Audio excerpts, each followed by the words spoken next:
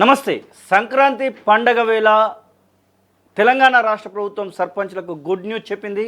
అందులో భాగంగానే దాదాపు 277 కోట్ల రూపాయలను విడుదల చేస్తూ ఆర్థిక శాఖ కొద్దిసేపటి క్రితమే ఆ యొక్క ఫైల్ పైన మాత్రం సిగ్నేచర్ పెట్టినటువంటి పరిస్థితి. మొత్తం మీద సర్పంచ్ ఎలక్షన్స్ సమయంలో ముఖ్యమంత్రి రేవంత్ రెడ్డి స్వయంగా చెప్పడం జరిగింది. 277 కోట్లు ఈరోజు విడుదల చేసినప్పటికీ కూడా సర్పంచ్ ఎలక్షన్స్ సమయంలోనే మేజర్ గ్రామ పంచాయతీలకు, పెద్ద గ్రామ పంచాయతీలకు 10 లక్షల రూపాయలు, అలాగే చిన్న గ్రామ పంచాయతీలకు 5 లక్షల రూపాయలు ప్రభుత్వం నుంచి ఇస్తాము నిధుల రూపకంగా అని చెప్పినటువంటి నేపథ్యంలో ఆ యొక్క నిధులను విడుదల చేస్తూ కొద్దిసేపటి క్రితమే ఆర్థిక శాఖ నిర్ణయం తీసుకుంది. దానిపైన ఇప్పటికే పలు సంతకాలు కూడా పూర్తయినటువంటి పరిస్థితి. మొత్తం మీద 5 లక్షల రూపాయలు చిన్న గ్రామ పంచాయతీలకు, 10 లక్షల రూపాయలు పెద్ద గ్రామ పంచాయతీలకు రాబోతున్నటువంటి సందర్భాన్ని అయితే మనం చూస్తూ ఉన్నాం. పండగ వేళ గ్రామ పంచాయతీలలో పూర్తి స్థాయిలో ఏదైతే నాలల సంబంధించినటువంటి పనులు కానివ్వండి, దాంతోపాటుగా ఏదైతే పారిశుద్ధ కార్మికులకు సంబంధించినటువంటి విషయంలో తీసుకురావాల్సినటువంటి వస్తువుల రూపంలో కానివ్వండి, తర్వాత వీధి దీపాలకు సంబంధించినటువంటి విషయంలో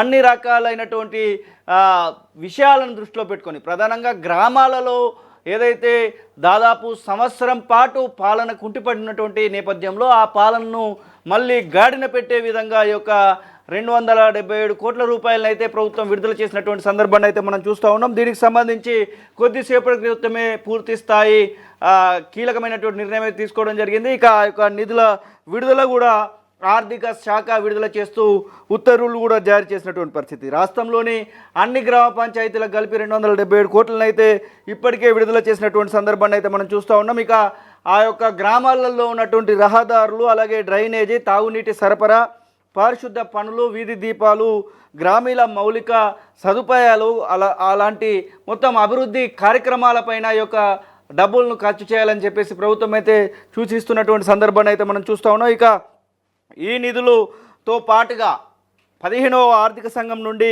2500 కోట్ల విడుదలకు కూడా ఇప్పటికే గ్రీన్ సిగ్నల్ వచ్చినటువంటి నేపథ్యంలో ఆ 2500 కోట్లు వచ్చినటువంటి సందర్భాన్ని కూడా మనం చూడొచ్చు. అవి కూడా త్వరలోనే రాబోతున్నాయన్నటువంటి వార్తలను అయితే మనం చూస్తూ ఉన్నాం. అవి కూడా వచ్చినట్టు ఏది ఉంటే గ్రామాలకు మాత్రం ఒక ఇంత మంచి వెలుగుల కళ రాబోతుందని చెప్పుకోవచ్చు. అవి కూడా మార్చి నాటికల్లా 2500 కోట్లు వస్తాయని చెప్పేసి చెప్తున్నటువంటి పరిస్థితి. మరొక వైపు ఈ 2500 కోట్లకు అదనంగా ఇప్పుడు 277 కోట్లను విడుదల చేయడం జరిగింది. మరొక 6 నుంచి 700 కోట్ల రూపాయలను మరొక వచ్చేటువంటి ఆర్థిక సంవత్సరానికి కూడా విడుదల చేయడానికి ప్రభుత్వం సన్నాహాలు చేస్తున్నట్టుగా చెప్తా ఉన్నారు. మొత్తం మీద నూతన సర్పంచులు వారి వారి గ్రామాలలో పనులను చేయడానికి మాత్రం ఈ యొక్క డబ్బులు పనిచేస్తాయని చెప్తా ఉన్నారు. మొత్తం మీద ప్రభుత్వానికి సంబంధించినటువంటి గైడ్లైన్స్ను దృష్టిలో పెట్టుకొని ఆయా గ్రామ పంచాయతీలకు సంబంధించినటువంటి సెక్రటరీలు, సర్పంచులు, ఉప సర్పంచులు, వార్డు మెంబర్లు అందరూ కూడా ఈ యొక్క నిధులను వినియోగించుకోవాలని చెప్పేసి చెప్తున్నటువంటి సందర్భాన్ని చూస్తూ ఉన్నాం. మొత్తం మీద గ్రామ పంచాయతీలను పూర్తి స్థాయిలో అభివృద్ధి చేసే లక్ష్యంలో భాగంగానే ఈ నిధులు విడుదల చేసినట్టుగా ఉప ముఖ్యమంత్రి అయినటువంటి బట్టి విక్రమార్క చెప్తా ఉన్నారు. మొత్తానికి 277 కోట్ల రూపాయలు అనేది విడుదలైనటువంటి నేపథ్యంలో సర్పంచులు చాలా ఆనందం వ్యక్తం చేస్తున్నటువంటి పరిస్థితి. ఇక ఇదే విషయంపైన మనతో మాట్లాడడానికి కాంగ్రెస్ పార్టీ సీనియర్ నాయకురాలు రవలి కుచన మనతో పాటుగా ఉన్నారు. మేడం నమస్తే. నమస్తే అండి. ఎస్, సర్పంచులకు సంబంధించి మాట నిలుపుకున్నారు అనుకోవచ్చా ప్రజా ప్రభుత్వంలో? 100% అండి. ఇది నిజంగా అంటే ప్రజలకు ఇచ్చిన వాగ్దానాలను నెరవేర్చడంలో నెంబర్ 1 ప్రజా ప్రభుత్వం అని చెప్పుకోవచ్చు.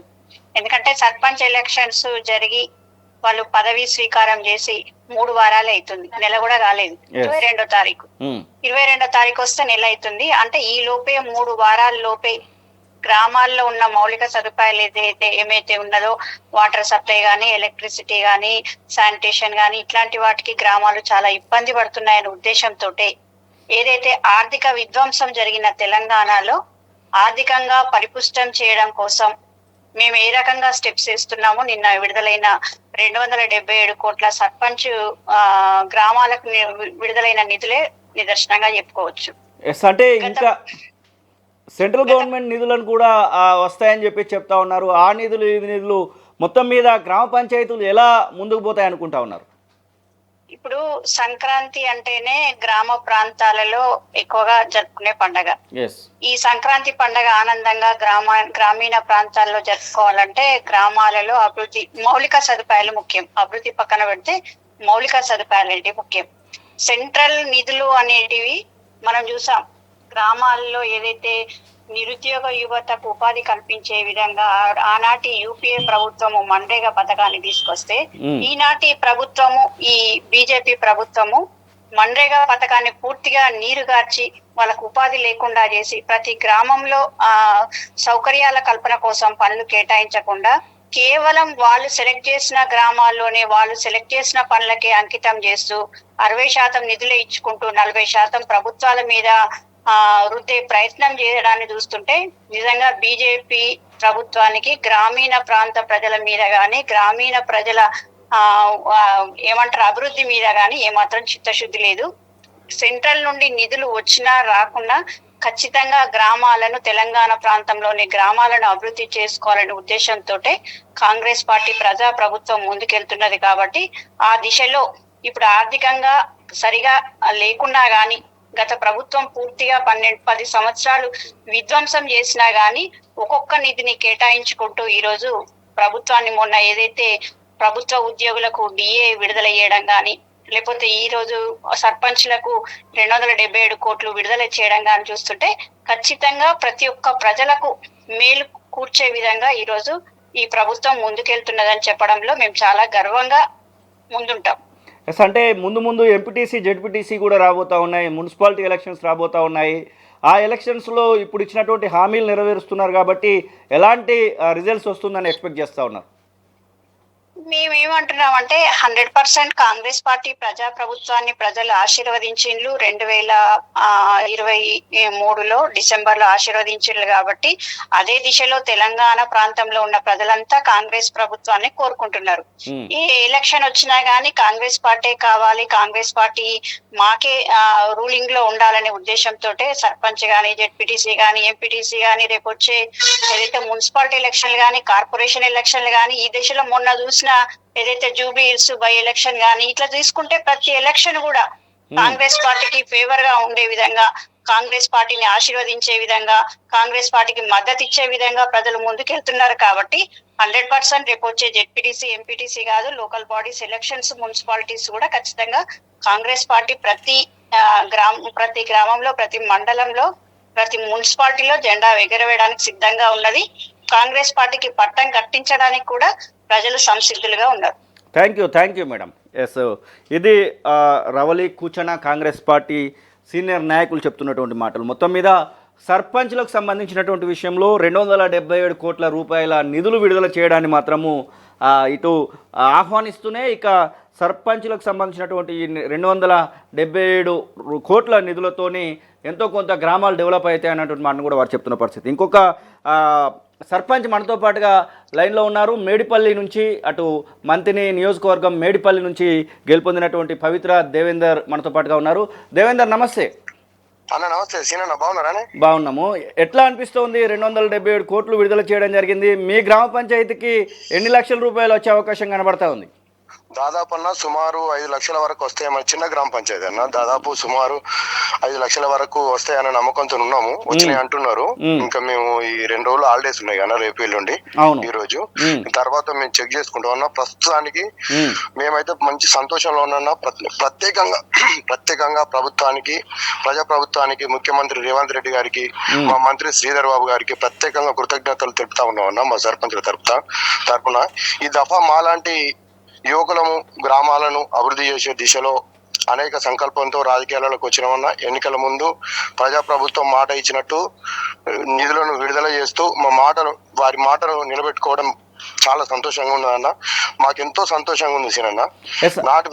నాటి బీఆర్ఎస్ ప్రభుత్వం సర్పంచులకు నిధులేక ఎంతో మంది అప్పుల పాలై ప్రాణాలు తీసుకున్న విషయం మీరు ఎన్నోసార్లు మీ టీవీలలోనే చూసినాం. కానీ ఇప్పుడున్న ప్రభుత్వం మేము ఛార్జ్ తీసుకున్న వెంటనే నిధులను విడుదల చేస్తూ ప్రజలను వారి మా గ్రామాలను సస్యామలం చేసే విధంగా అడుగులు వేస్తున్నందుకు ప్రత్యేకంగా ప్రజా ప్రభుత్వానికి అందరం సర్పంచుల తరఫున కృతజ్ఞతలు తెలియజేస్తా ఉన్నా. అలాగే మా సర్పంచులను ప్రోత్సహించే దిశగా ప్రజా ప్రభుత్వం, ముఖ్యమంత్రి వర్యులు, మా మంత్రి వర్యులు దుద్దిల్ల శ్రీధర్ బాబు గారు మా గ్రామాల అభివృద్ధికి మరిన్ని నిధులు విడుదల చేస్తారన్న నమ్మకంతో ఈ ప్రభుత్వంపై పూర్తి స్థాయిలో నమ్మకంతో ఇంకా పైచిలకు పనులు చేపిస్తామన్నా, మాకు నిధులు వస్తాయన్న నమ్మకంతో, పూర్తి నమ్మకంతో ఉన్నాం సీనన్న. ఎస్, అంటే ఇప్పుడున్నటువంటి పరిస్థితులలో మీకు ఈ డబ్బులు వచ్చే వాటిని దేనికి ఉపయోగించబోతా ఉన్నారు? దాదాపు 15-16 నెలల పాటు సర్పంచులు లేకుండా గ్రామాలు నడిచినాయి. ఇప్పుడు దేనిపైన మీ యొక్క దృష్టి కనబడతా ఉంది?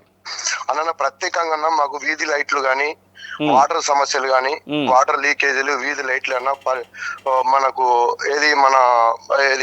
వీధి లైట్లు అన్నా, వాటర్ ఇష్యూ ఇప్పుడు సమ్మర్ టాస్క్ ఉంటుంది అన్న. ఇప్పుడు మా ఎండాకాలం వచ్చేది నెక్స్ట్, ఇప్పుడు ఫిబ్రవరి నుంచి వెళ్ళి వాటర్ సమస్య గానీ, బోర్లు వేయించడం గానీ, రెండోది వీధి లైట్లు పెట్టేయడం గానీ, పరిశుభ్రత, గ్రీనరీ, చెట్ల పెంపకం అనే దానికి మనం దీనికి ముందుండి పనిచేస్తామన్నా. ఎస్, అంటే మీ గ్రామంలో ఎంతమంది ఓటర్లు ఉన్నారు అది చెప్పగలుగుతారా ఏమైనా? మాది 440 ఓటర్లు ఉన్నారన్న. 440 చిన్న గ్రామ పంచాయతీ.